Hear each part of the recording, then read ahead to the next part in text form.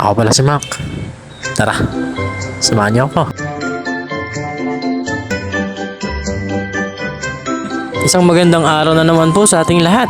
Medyo napatagal ulit bago ako nakapag-upload. Dala na rin kasi ng maraming ginagawa. Kasalukuyan nasa daan kami ng girlfriend ko ngayon. Yung mga niluto kasi namin kanina, i-deliver namin dito sa Singer High. Tumawag kasi ulit sila para umorder ng patok na super meal natin. Sinama ko na rin yung girlfriend ko kasi mamaya mamamalengke kami. May mga orders pa kasi kami gagawin. Eto nga't andito na kami sa may palengke. Syempre pag usapang pamamalengke, mas gusto ko yung girlfriend ko yung bumibili. Sus! Di ka kasi marunong tumawag. Advance order po pala yung order namin ngayon. Bali ni-reserve na siya kahapon.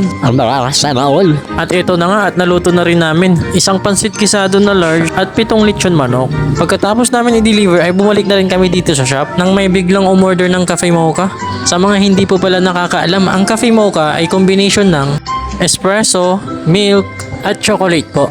Baka, saan mo natutunan yan? Dati din po kasi akong barista sa iba't ibang coffee shop bago namin sinimulan tong business namin.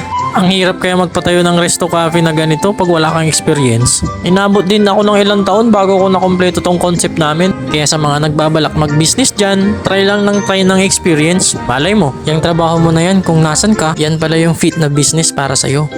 Hanggang dito na lang po. Kapit kay Lord. Thank you po.